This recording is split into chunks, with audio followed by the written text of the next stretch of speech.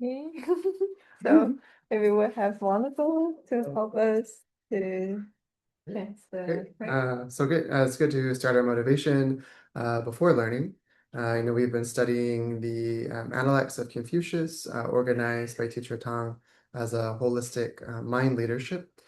So by developing our ability to navigate society and navigate difficulties, we can also use this to develop our ability as bodhisattvas, as future Buddhas, and that any of these skills and efforts and ability to deal with different kinds of people and situations enable us to become better Dharma teachers in the future as well. So, and thank you, Teacher Jason and Teacher Vivian. So, let's begin. Thank you, Thank you. Bella. Okay, so it's our bi-weekly analytics class again. So for I think before we start, maybe we will have Sute to introduce a bit about yourself, because then we can like it's a thing we do with different volunteers. So Hi, I'm Suhei. I'm from the very far away from Chile, South America, and I'm beginning introducing in the Confucianism and Buddhist, and I'm very really feel exciting for learn about the kind of things that in this point I'm very logical for me, and I really like make me sounds all the time. So I'm very excited. thank you. Okay, so yeah, Jason is here today also. Then so we can begin the Mhm, yeah. class. Yeah. So yeah, we are now back on the framework about all the conditions to build up the holistic mind. So in the first part, it's all like all the different conditions that we should gather before we jump into the second part. So hopefully we will begin that part in the next semester, which will be a connection with one kind of mindset. For example, like the Columbia mindset, or like simplified mindset, things like that. So it's a more broad thing that we would jump into, but now we're still in the conditions part. So for today, it's about how you can group scattered knowledge or memories together, like how you can build up that systematic way to remember your knowledge. Yeah, this is the key for today. Okay. So yeah, for the verse, it's behind us here. So maybe we can Yeah. read once first. So it's called 子曰：日知其所无，月无忘其所能，可谓好学也已矣.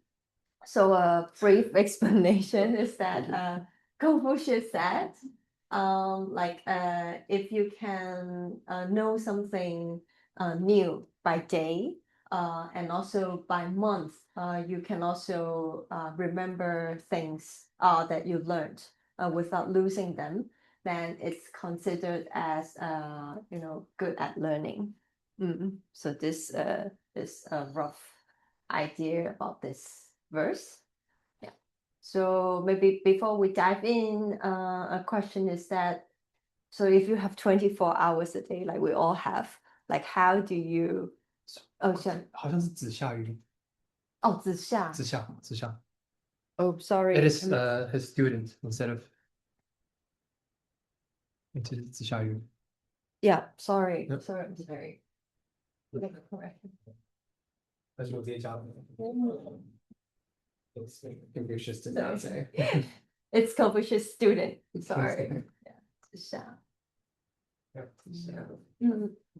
Yeah, so the student under Confucius, he is also a very good scholar, because after Confucius passed away, he's one of the students who can like spread around the Tao, and also he's very good at the poems. Like in the verse, like poems back in the times, it's like only those who are clever enough, like they can like they can connect to the poem's idea, that they can really study it, because poem usually it's just on the surface.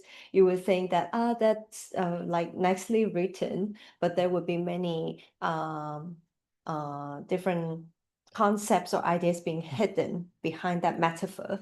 So like he's one of the students that Confucius claimed that, oh, he's like really good enough to study the poems. For example, for the poems like in the how do you call it, the Sutra of Sijing, the Sutra of poems, something like that gather all the poems into a book in the Chinese history. The first one is talking about, let's say, love. Let's say it's just like two birds of things and in general. But then it's not just only talking about the birds of the love. It's talking about if you are insisting on so much focus on the things that you would like to achieve, it's just like love, just like addicted to a love, as a metaphor that you want to achieve that things, because chasing male or females is just the other way of trying to achieve some things. That so here is saying that this student can always relate it to the poems and said this could be using that poems to describe something else. Then it's a way of good at interpretations or reflecting on the matters. Yeah, and he was also in the later era of his time, he was also a teacher of one emperor within Chinese history. He was a teacher of it. He went to another country named Wei Guo. He was the teacher of the emperor there. So he was very good at teachings. Yeah. Yeah. So when we like cover, because there are like nearly 500 verses in the Analects, and there are some being said by Confucius himself, and some of them are being by his students. And all these verses aren't written by Confucius himself. It's being collected by their descendants, like the pupils afterwards. Yeah, so not just on Confucius himself, like through his students, we can also get a glimpse of how great this teacher is, because he's able to teach many good students and they become some kind of good teachers in a later phase as well. And also the way that they shared about their knowledge or their ways to cultivate is also something kind of wise to take a look at.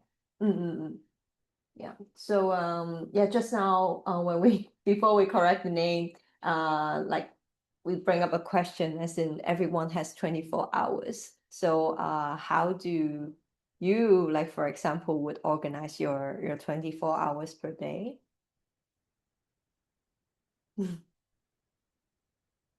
What? You want I'm not sure if I'm a good example because I'm traveling. I'm trying to.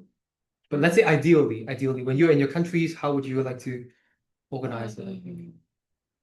Early and make some exercise in the first morning. Later go to work like day, and then noon try to make good food and go to sleep early. It's just like that. No much. I don't do. No, that's pretty good. That's pretty good. How about James? You mean 1 hour a day? Yeah, like what would be a great day for you to organize? I think I should sleep well and get up early and have exercise, even in the morning or at night before I sleep. And I need to do something creative, maybe reading or go to work. Yeah, just make me feel like I have done something. Yes. And I have a good deal. Yeah, breakfast and lunch. Yeah, something like that. What about Volvo? That's a good question. I mean, I kind of follow the schedule of ULA for the most part every day. There's a kind of, thing. There's a small range of what I can do based on that. But yeah, I mean, I think generally I think to wake up and then I try to have a motivation for the day, in a broader sense, like in a kind of spiritual, religious sense, and not like I want to achieve X goal, but why am I why am I awake today? You know, what am I doing with my life? Mm. So I think that's expressed through, you know, more like Buddhist norms, Mm. like ritual or offerings and practices. And then I think it's how like have some sort of work project for myself, something that I'm going to focus on Mm. in terms of contributing, and then something that I want to study, Mm. you know, for that day or maybe that week. It's sometimes like a theme, you know, of something that I'm kind of interested in. And so I kind of give myself that space, like, oh, I can just kind of follow my interest for a good time, because I also know that the environment's really positive and that we're following something structured. So rather than forcing myself to be really rigidly structured all the time with what I'm studying, I just follow the structure, and then it gives me the like creative to do a little bit of change it up sometimes, you know, otherwise it can feel stagnant. Yeah. So I think about my time that way, like, yeah, what my motivation is, and then like something structured study and something that's like more where my mind wants to go, creative study. I think those are the kind of the three things for me. But I'm pretty sure there's probably something better and more useful inside this phrase. Yeah. I share my point is I also kind of like following the ULA schedules. We have courses on Monday, study group on Tuesday, course on Saturday, and sometimes Sundays. Then organize it and then put in also what we have to do as an obligation as work, and then put it all in. It's almost 90% filled. Then the rest of the time, try to grab more times to revisit on what we have learned and but piling up so much, keep on learning, then sometime for the revising, you have a huge Too much. so much to revisit and you don't know where to begin with. Yeah. Then try to find a structure or some theme for us, then it is more related to current status, then we are learning this one, it's more related to that one, then I should revisit that one first. Yeah, try to make it as a relationship, make it as a relations, and then organize the work accordingly. Yeah. I think yeah, just now from this question, it seems like everyone has many things that they wanted to achieve throughout that day, although it's might be hard to fulfill all at once in one day.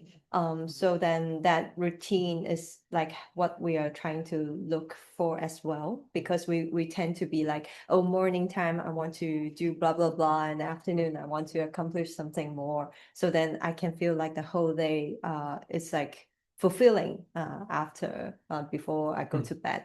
So then I think it's a bit related to this verse, as in it's also emphasizing on, you know, when you learn, or when you say someone who is good at learning, it doesn't mean that I feel with you all the information, or you have to remember all the things, but rather it emphasizes on the routine, like how one should build up the routine and why the routine is kind of important as well. Yeah, apart from you know, the ways to do it, or you know, being creative or not, or is it a structured way? Yeah. So like for example, like in this verse, is first they emphasize on the daily routine, as in you try to learn something new and get into something that you don't know before today. Like it's a new spark of skills that you try to adapt. Yeah, and then the second part would be how then you through that month you can maybe like reconnect to what you have learned over the past month and try to reinforce your memory. So this is like a routine that being built up. It's like a circular loop. Then you can always revise on what is being, you know, learned, and then you try to remember it. Yeah. So I think there was a graph that like Jason, maybe you can share a bit more, that I think you shared before, like the graph that someone would fall when someone lose the memory, and then you try to reinforce it. Yeah. So the idea is it was a study on the, I think, psychology or something like that. That if let's say for today we learned this one, right? And we didn't revisit it for half a 2 month, and then later on 4 months, and then 6 months, then the memory is it's gone. But if during let's say every 1 month, you just take a 10 minutes looking at it, it could probably keep 80% of the memories there. So meaning that it's not about time, it's about how you use the time. Because if you sometimes just coming back to look at it, right, the memories just stay there for a longer time, then it stays. It won't just be gone. But if you learn it and then close the book and then, yeah, Hakuna Matata, then I'm gone. I'm going to have fun. Then the memories is gone by every minute, every second, a little bit by a little bit, it's gone. Then half a year later, when you try to look at it, you feel like, have I learned this before? No, I don't recognize it. But if every 1 month you spend just 10 minutes quickly looking at it, then you can still remember most of the ideas. Yeah. So we always think that people are good at learning maybe because they are smart, they are clever, and then they know everything in the beginning. But rather in this verse, we can also know that actually, good at learning could be, you just use time to become your best weapon, as in you try to reinforce again and again. So then it's hard to forget further. Yeah. And I think if we want to connect with the Buddhism context, like Buddhism always emphasize on the hearing. Like when you learn something new, it's through the hearing, and then after that hearing, you try to cultivate and then or do meditation, and then through meditation, you also reinforce the hearing part. Yeah. So then it's also stages that being built. So you firstly hear, and then you try to reinforce and remember, and then you can then connect to your daily life. So you can't really apply if you jump through the steps or without hearing, then it seems like, oh, I'm applying something. Yeah. But then actually it's being built through time as well. And then because of this routine or systematic view, not just about time, maybe from the how the structured way of learning could matters as well. Because for example, like throughout the 24 hours, we have limited time, then we need to take priority. Like we need to know what is the most important thing that we need to lean on, and what are the things that could not be that important. Yeah, so that was a slang like in Chinese called, if you're a tree and you grow lots of leaves, and then you attract many birds coming over, eventually you will, your leaves won't shine as good as before, or you will kind of deteriorate. Yeah, the tree will eventually die because you attract too many birds and they try to nest over and then take all your nutritions. So that's also a metaphor. It's like we as a tree, if we have many tasks that overwhelm us, and there are things that need to take care of, eventually I get too many birds and I can't really keep my core nutrition. Yeah. So yeah, that's a part. It's pretty good. So a structured way is that then how can we differentiate what is the important part and what are not? I think that would be maybe our next question then. Yeah, how do I know what is important to me and what is not?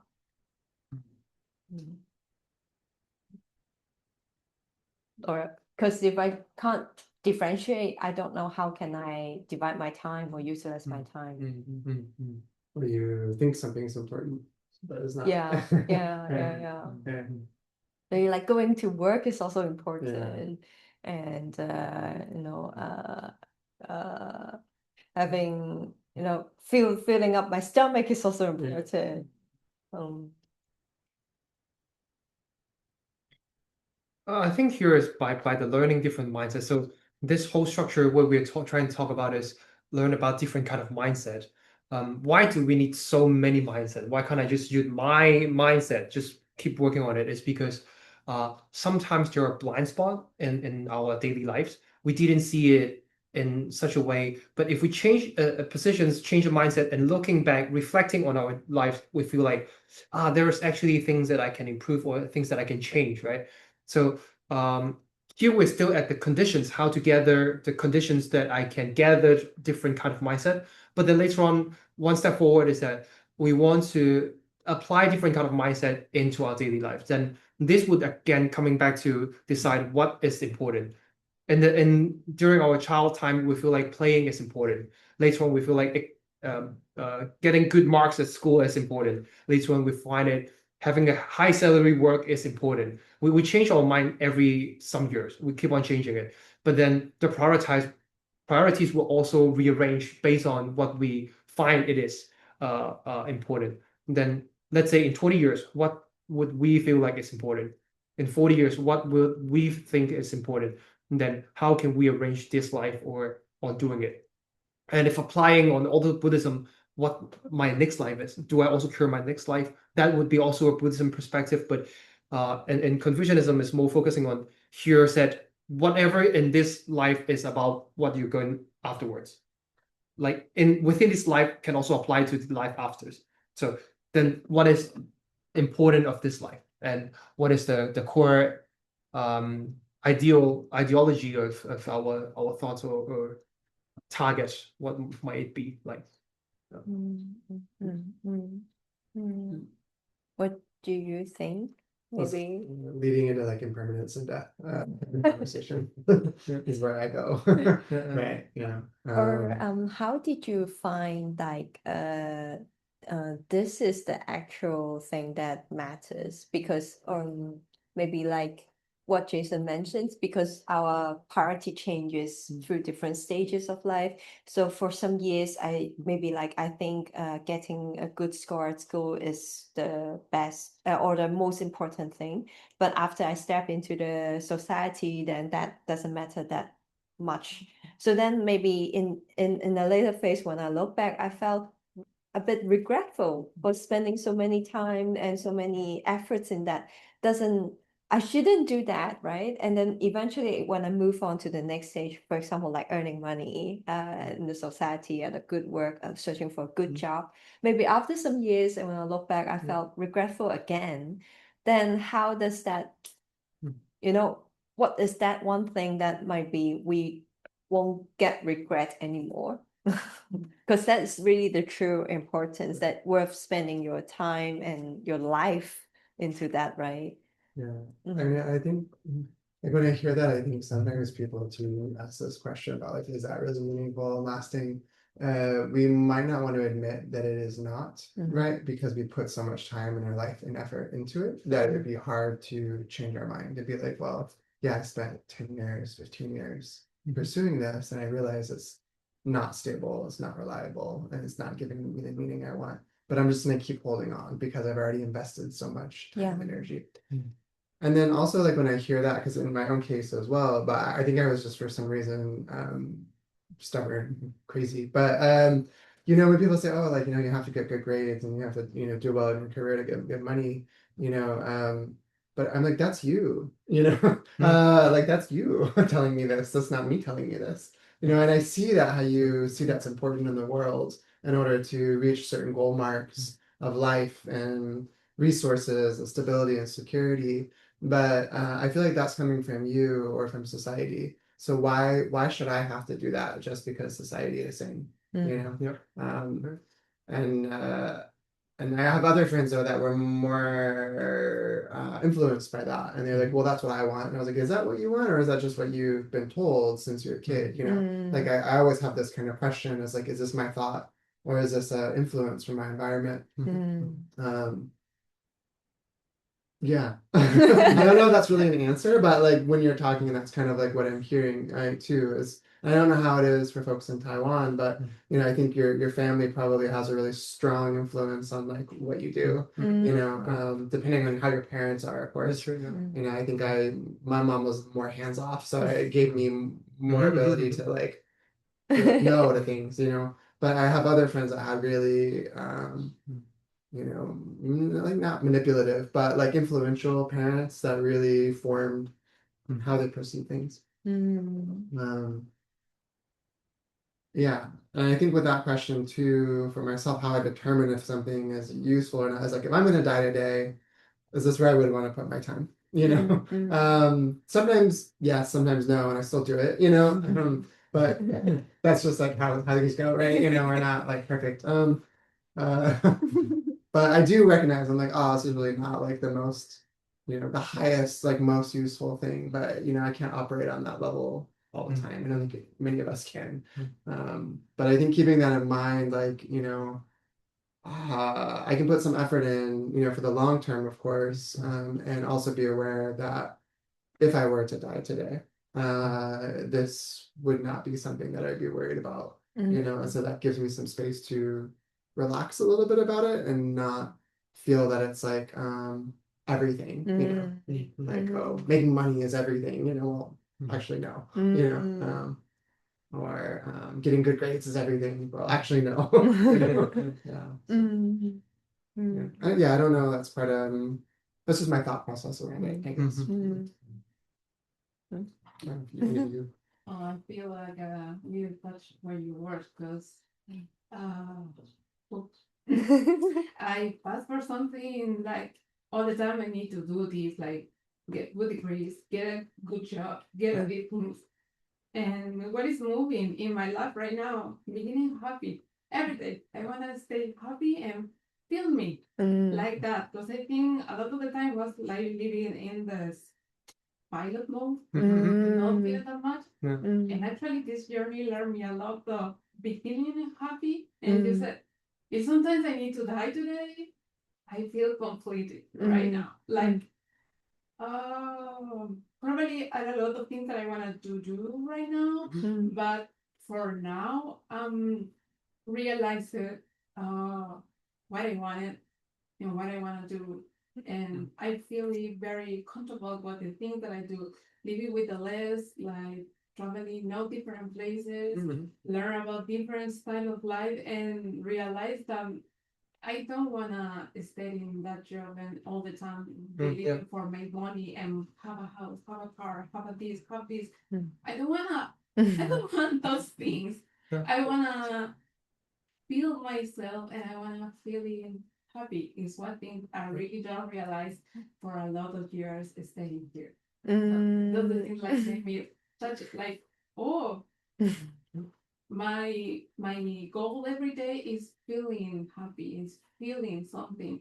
So every day I have this kind of goal every when I go to sleep, like have a really good day today. And if I need to die, I have a really good life right now, so I'm very comfortable with it.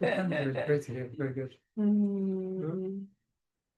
Sammy, want to share? I think sometimes we need to we look for the core ideas in ourselves. Maybe need some time, and sometimes you think, oh, that's the idea that if someone told me, I learned from book, or I think maybe it depends on the what you met in your life, like your job, you know, some people or some events happens in your life, and you make it always important, and I should follow it. So maybe you regret that, oh, I didn't think about 2 years or 3 years ago, but maybe it's the time you have encountered that will make you think, oh, that's not so like it.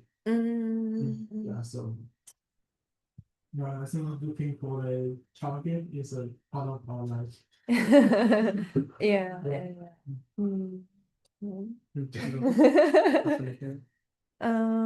Yeah, I think why I was bringing up this question as in because if we simply look into this verse, it's just talking about how you build up these habits. But then I think what brings us to like we really want to have to build up this habit is what's bigger behind, as in what's important to you. Because only what attracts you or drive your motivation, you would dare to give your time or give this routine a try because you want to know what's the best way to keep what's treasurable for you.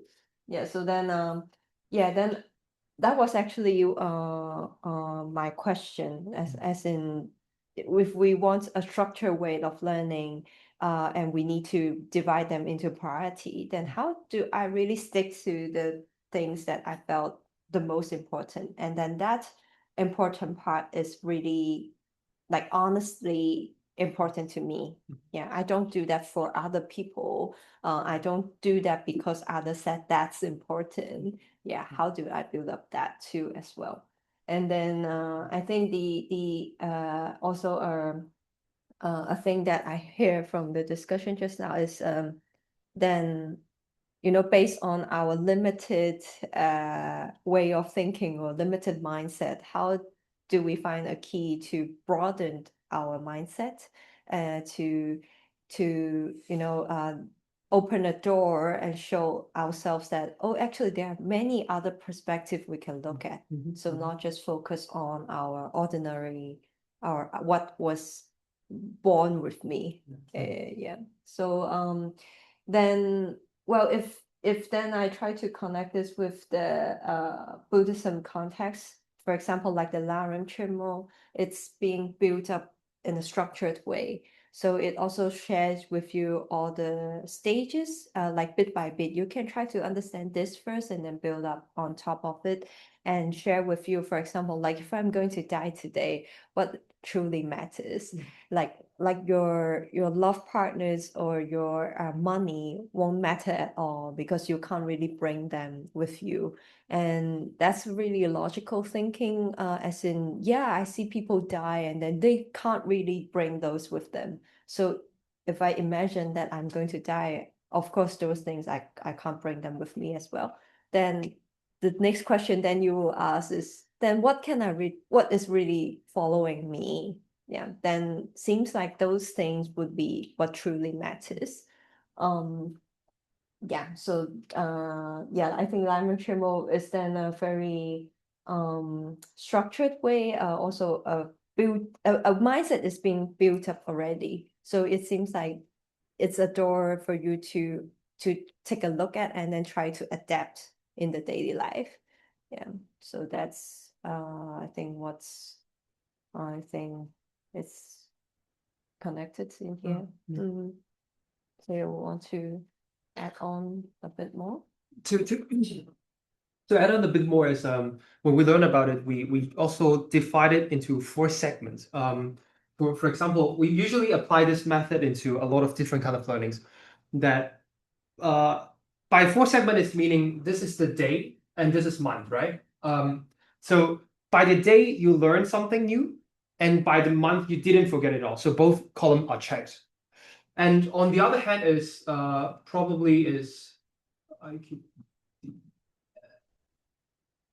both are checked. This is both is gone, meaning by the day I didn't learn something new, and by the month I keep on forgetting what I've learned. We all understand this is not the best solutions that we want, right? But at the end, most of the time we fall into is this one. Sometimes we keep on learning something new, but at the month by month we didn't remember it. So then I keep on, let's say, swimming very hard, but I'm not moving myself forward because I do learn something new, but I keep on forgetting it.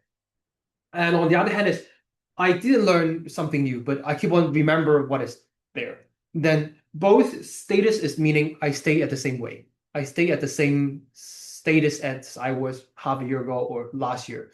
Then we all need to think of a way to move forward. Whatever, I think my sister just aligned on what is the directions, which is the way you want to go. And then coming to this first is how can you go to that place?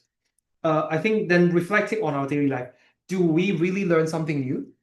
And do we keep it as our memory and integrate into our lives or on our daily decisions? When we try to make decisions in our lives, do we use the new knowledge that we have learned? Did we make our life better? Did we make it towards our goal? And the goal is more as a long-term goal instead of a two years goal. Not that I change my goal every 2 years, but what is my life's goal? Then do I work towards that way? Some people find it, my life's goal is I want to have kids, I want to raise kids, I want to have a house, I want to have cars, just like what you just mentioned. Someone does, and probably that goal lasts for 30 years, probably. and then things might change. Or on the other hand, he or she might enjoy the life that he really achieved the goal. That is also fine. But at the end, first is you have to align on what is your goal, defining it. And then later on is find a way, reflecting on your, we talk about how we organize our daily schedules. If reflecting on the daily schedules, are we falling in one of these three, or are we moving towards this one? Are we on to that directions? And sometimes we can always use this, we call it 4 segments, to divide it the lives and reflect, said, hey, are we falling into the segments that we wanted, or we fall into segments that we don't want it? Yeah. Sometimes we have a goal, and then when we have time, we try to, let's say, I just want to play Instagram for 3 hours on my bed. That is also what you're doing. Then after 1 month, you just reflect, am I falling into one of these 3 segments? You probably spend 3 hours using Instagram and I still learn something new and I still remember it by heart. That is great. Then meaning we call it PDCA, right? Plan, do, corrections, and achieve. Yeah. Then you plan it, then you do it. And then this is between the P and D. The plan, I plan it, and do I do it accordingly or do I not? And reflecting. I think it's a lot of us are helping us to reflect. And this is one of the conditions that you can get a new mindset, because if I keep on learning it and then I already forget what we have talked about last month or 2 months ago, then you will just keep on learning something new, but all the old things you have forgot. And then after we go through all the 14 or 16 conditions needed to be gathered to acquire new mindsets, you only remember one because the old is already gone. So I think revisit is very important, and towards the goal is to applying on the reflections. Then what do you think is maybe a good way to review? Because sometimes we may not be that mindful that we just go through the day and then good night, and then we just turn off the lights. Then what would be a good way to really be mindful of what I've learned through the day or the month? I think you have to use what you learn. I learned Spanish, right? You know it, that I learned Spanish literally. Hablamos español. 2 semanas pasadas. So when we learn something new, then we try to make it into the daily life to use it. Only that you use it, you remember it. This also applies to Buddhism or Confucianism. We learn about Confucianism first. Do we feel that it can be applicable to our lives? If it is applicable to our lives, then it's fine. Then you will remember it, because by not reading through the books, but I apply it, it's also a revisit. So I personally think using it is very important. What I learned about Buddhism, let's say impermanence and death, do I observe it in our lives? Or I just observe it in the book? When I close the book, I think everything is permanent, right? When I go outside and find everything is permanent, no one is going to die. No death, there is no such a things. Or on the other hand, is I read it through and then I observe on the things that on the plan we put outside. It is always impermanence. Or when we try to apply the pen here, it's permanent. It doesn't change. You're not telling me impermanence. It is permanent. It's here. So I think using it as a tool, it's a good way of revisiting it. Then you can keep on learning something new in the courses, and then use it in your daily life. Then you won't lose it. And on the other hand, is when you use it in your daily life, you find it not convincing. For example, you're telling me impermanence, but when I look at the pen, I find it very permanent. It was here since last 3 months. It doesn't change, right? Then it is, and on the other hand, it's a way that I debate with myself, and as a way of learning. This is something new, because when I find a core reason why I can convince myself, I will never forget about it. Teacher Tang said, at the age of 60 something like him, remember something is completely crazy, because he couldn't remember a lot of things. But why can he remember? Because he understand it. Only you understand it, you remember it. You are engineers, you learn a lot of, let's say, the mathematical calculations on why do you remember it, like E equal to mc squared. How do you remember it? Because you apply to the life and you find it, you're convinced by it. This makes sense, then I remember it. Yeah. Mm. Mm. Yeah. then I find it to using it. To have someone to argue with. That's good. Thank you. Yeah, someone that will disagree with you. Because if you have someone you can share it with, be like, oh, I learned this thing and it was interesting. And they're like, no, it's not. And they're like, well, here's why, and they're willing to like engage you in the argument. It's very good. Yeah, that's great. I have one Dharma friend we talk almost every day. It's like texting.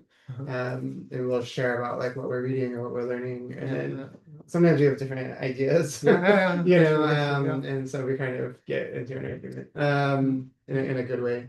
But I find that helpful as well as like being able to share something with someone else or have a discussion about it, even just to review, it's like having a roommate or a partner or a friend that you can chat with about what you learned and they have an interest on the topic, right? Because then you're reverbalizing what you've heard or read about. I find for myself too, like the other my other group, like for Lotus Sutra and other things. Sometimes I talk about things that we've been learning at ULA and I incorporate it in, so then I hear myself repeating what I learned. And that's a helpful way as well. I think like you were talking about explaining to your friend what you're learning about, and then you have to explain to them why this is so interesting, right? If they're willing to listen, of course. But yeah, one of my questions, what is the like, how are you measuring? How do you measure this, right? What's the advice that's given to say that you have learned something new and remembered it for a month? And like one of the, for example, one of the things I'll say is like, oh, every year, like for New Year's, people have like, I want to do this or complete this. They have some sort of forward goal. And I think it's better, perhaps, in my opinion, to look back at the last year and say, from last year until now, have I increased my ability to deal with difficulties? Have I increased my compassion? Is my patience a little bit better? Like instead of blowing up after 0.5 seconds, it would take me 1 second. Right? Or 0.9. Like whatever, instead of going from 0 to 100, I go to like 0 to 90, and then 100, an hour later, right? Right. I think there's some ways you can see maybe those kinds of changes depending on what your stronger afflictions are, and then also what your good qualities are. Like, do I find, that I can find a couple of reasons to rejoice in people versus before I could only find 0 reasons, I could only see their flaws, but now I can at least find one thing, about everybody around me. I think that's an improvement, it's like a measurable like way to see that there's a quality in your life. Do you have any advice or suggestions, particularly from Confucianism, about how one measures learning? Because it can be so subjective, because we can think, oh yeah, I've been studying Buddhism, I'm like such a good Buddhist, and everyone else around you is like, wow, you are like just the same jerk that you were before. And you're like, oh, I'm like so spiritual, like Right, exactly. I'm like almost a bodhisattva of the 9th level, like Guan Yin and I are like buddies, everyone else is like, what are you talking about? That was kind of my question as well, because if we try to like look into this first, like we learn one thing a day, right? For example, someone really did this. So for a month, we learned 30 things per day, and then per day, right? And then I times it for, that month. But then I realized by the end of that month, maybe I can only remember or utilize 10. So it's kind of bad, like I only do 30% if I try to measure it. Right. So yeah, and then people might get panic, like I only remember 30%. So it's like far away from what is mentioned here, right? If I can do it well, I should do 100%. Then what should I do? Yeah, so like how objective, like what's the way to assess, right? Yeah. Right. Because like, this question. From my point of view, I am more on vulnerable side. I think the way you deal with your difficulties, and then you sometimes you'll find it is you can help the people around you. Then you find it is also helpful of what you have learned.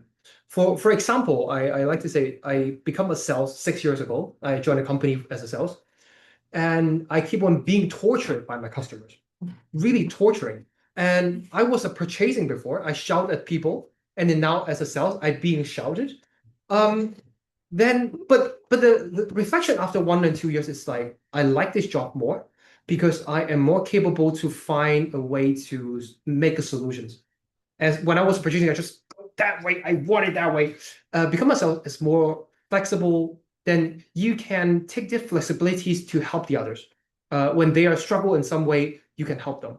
Then this is I would say it's because of some reasons I'm capable of doing so. Then at the end, you didn't have to answer to everyone whether I learned 30 and then I only remember 10. But if the 10 is helpful enough, that's you. And the 10 is what you have achieved. And this 10 can also be able to benefit the others. I think that is important. At least making 10 steps or 1 step is still a step forward. Just a step forward is enough. Because on the other hand, there's another Confucius dialect phrase said, just even you want to build a mountain, but you only have one pile of dirt. You started it, you started it. It means when you have the eager to finish this, you will find a way to finish it. At the end is you make one step forward. Probably 2 months ago, later on in 2 months, you can remember 20, or you were only remembering 5 and now you have 10. That's also important. And by keep on learning it, you build up an ecosystem that people around you also in the same mindset. You have teammates, you have partners, you are building up more supporting conditions for yourself, that this would also be helpful for you to towards that goal. So I think most important is find a goal, have the eager to do it, and then start doing it. Don't question yourself so much and spend the time by questioning yourself, but instead learn something more and try to help the others and practice more. And I think always learn it, using it. If you can't use it, go back to the one sell you this product. He sell you this thing and said it's helpful, and you use it, you don't find it helpful. Then go grumpy to him and said, "Hey, I don't find it useful." Sometimes that one is yourself. Split yourself into half, and then the one side telling yourself, "Hey, I'm not convinced." Then sometimes we have friends to debate with us, and sometimes we don't. But then we debate with ourselves and said, "I'm not convinced." But when you have the ecosystem, you have people to ask for. Said, "Hey, I don't find it useful. I honestly I don't think Confucianism phrase is useful at all. What he's telling me is not helpful in my work. It can't improve my life."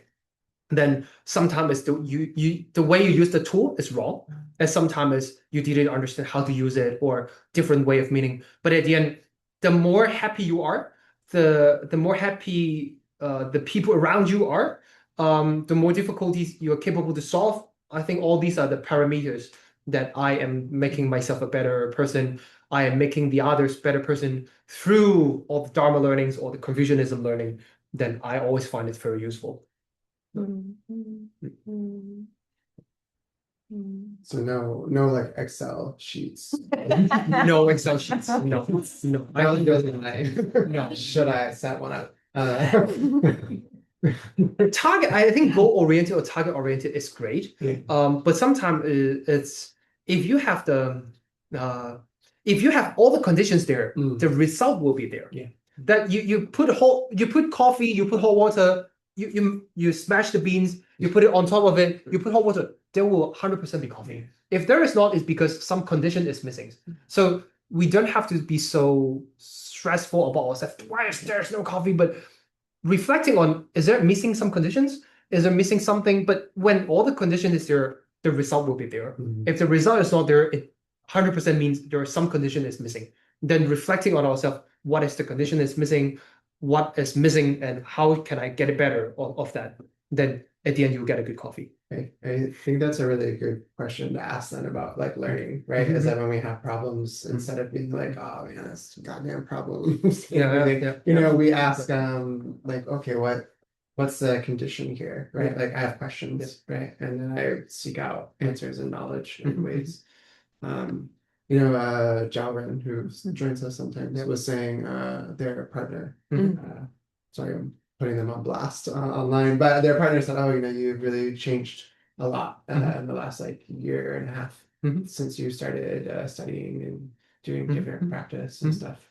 And I think that's another way too, is like the people around you, Yeah. like how they Mhm. respond.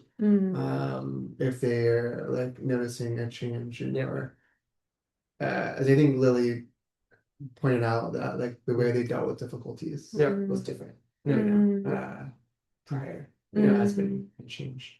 And so they felt very good about that. And I wish they were here to share that, because I think it would be a really good example. Yeah, that's true. So I'm sharing on their behalf. But yeah, I think that's like one way. And I think something that I've heard a lot, like at ULA and like from teacher Tom and all as well, is a lot of this is like how we deal with these ups and downs and situations in our life, right? Right.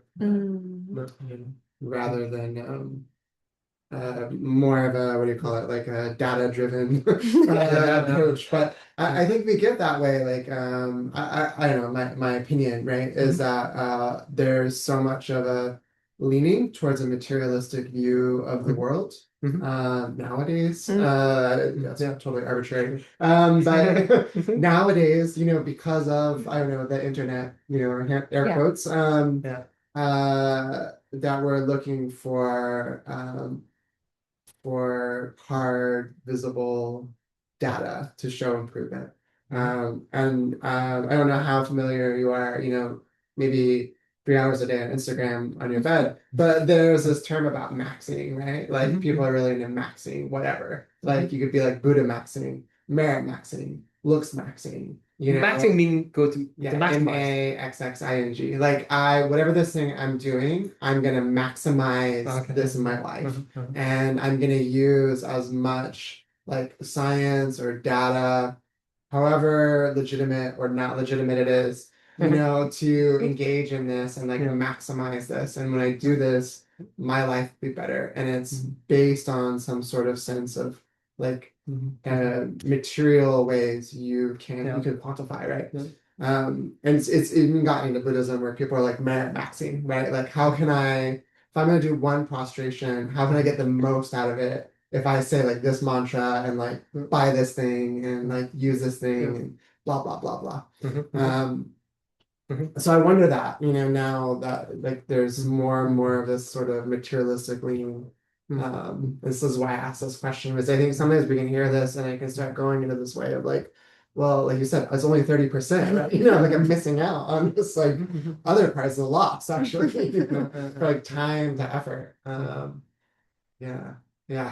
we can respond to that. So yeah, I mean, thank you. That's where my mind was going with it.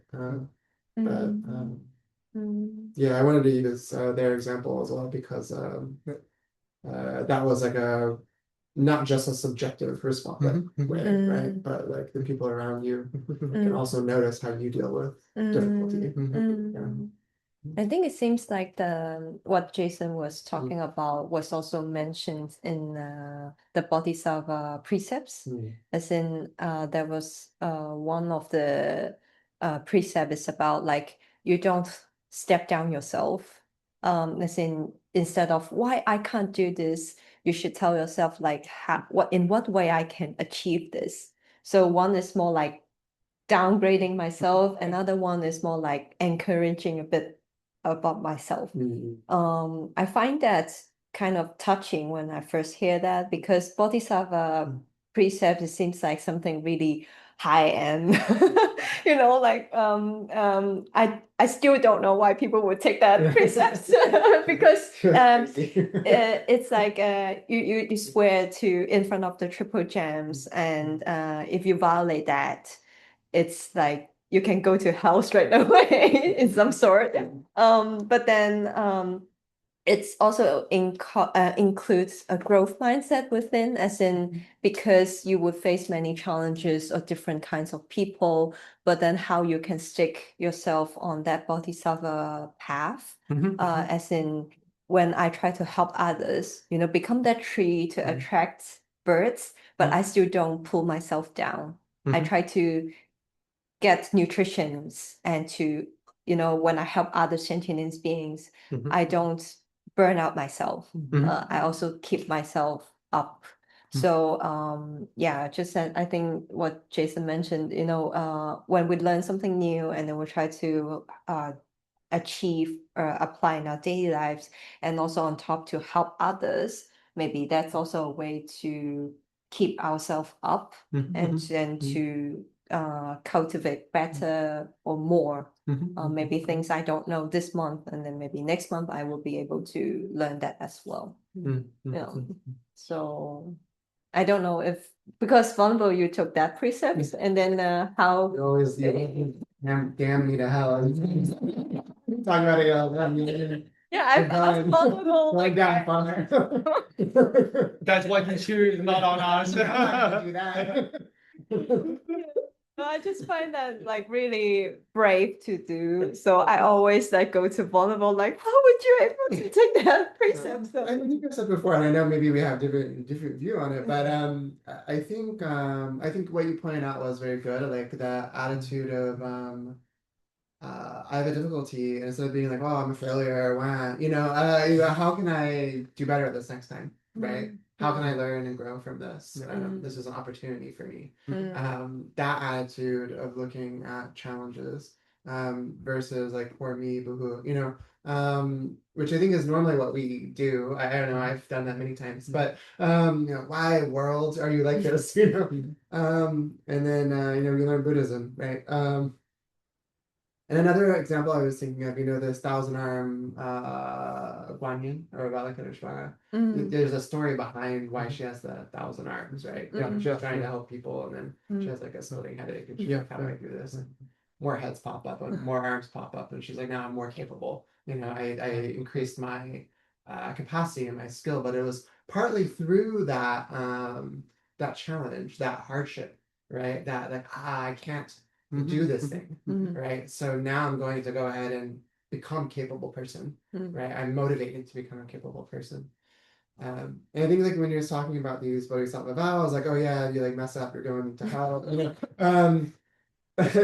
Yeah, I think it's more in the sense like if you give it up and you're insincere, then I think that's the kind of path that goes. But as I've said before, there's this you do confession every 2 weeks, right? And what is confession? About reflecting on how we were not skillful and maybe what the consequences are of that and what our motivation was. And then reorienting ourselves to where we want to be going, what we want to be doing, how we want to develop ourselves, right? And like carefully assessing our areas that we need to develop and our strengths too, like more objectively rather than just being like, I can never be whatever, I can never have patience or whatever.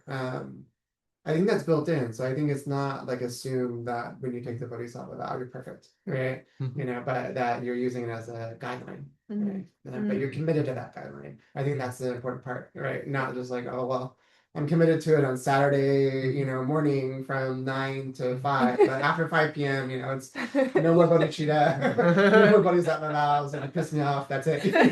So you gotta like catch me in the right hours. I think that kind of attitude is maybe not the best. Right. But yeah, I don't know if there's any response to that, because I think at some point we had a conversation about this where I was like, oh, it's like a way to train yourself. But I think at some point you were like, oh, I think you have to already be at a certain place to take it, I don't know if your viewpoint on that has changed, since learning about it, but this is kind of like a tangent. But I completely forget about the conversation. I did, because I was like, Jesus, why are you saying that? Yeah, something like that. That is what I've already forgotten.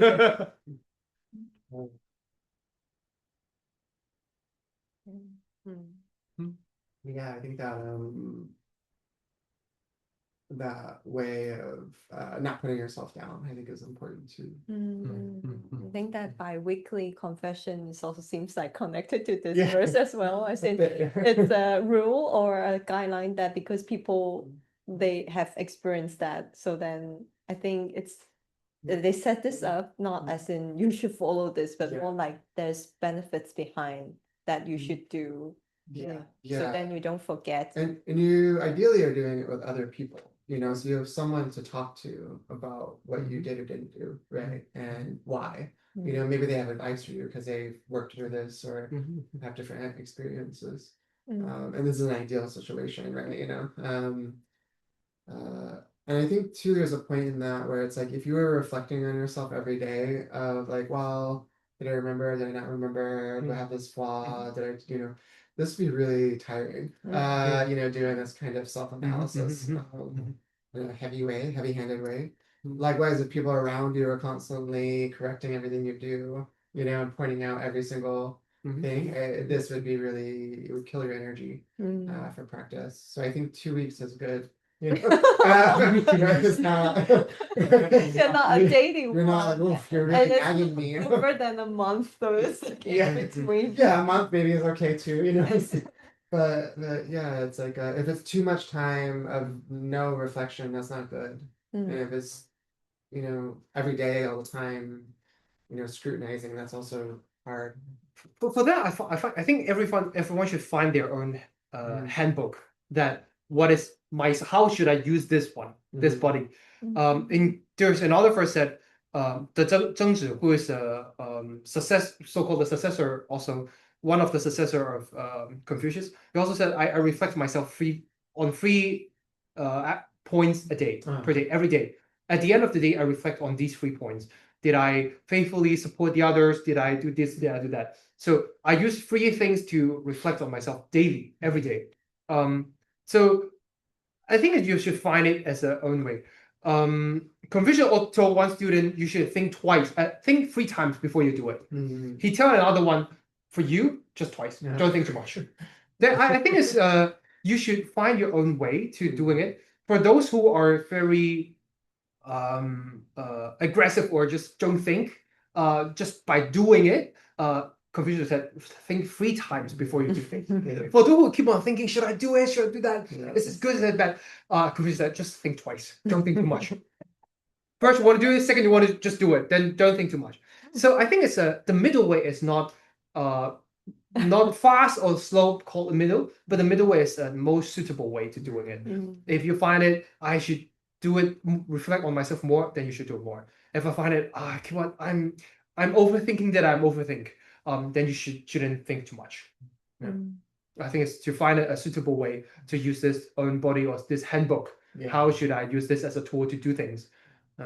Yeah, that sounds like self-reflection. I think with this 2 week thing is it's like you're doing it with other people, right? So you know you don't want other people telling you what like reflecting on you every day. That's very stressful. But I think this self-reflection is more personalized, right? Yeah. Rather than you know having some. If every day everyone is everyone's claiming, it's so hard.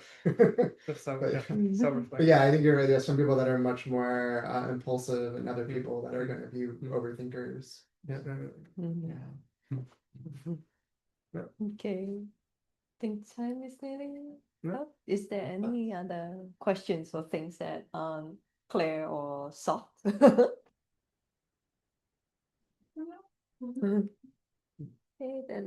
Okay, then maybe we will finish this part and then have Alonso to bring a prayer for us. Thank you. So then just always thinking, you know, to dedicate our merits so that the results of our learning, our discussion, our contemplating, and our application of these teachings have fruitful results. And these are dedicated towards attaining enlightenment for the benefit of others and establishing a pure land so that we can become good teachers, leading all other sentient beings towards liberation as well.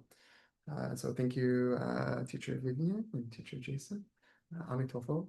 Thank you. Wonderful. Thank you. Thank you for coming. Thank you for having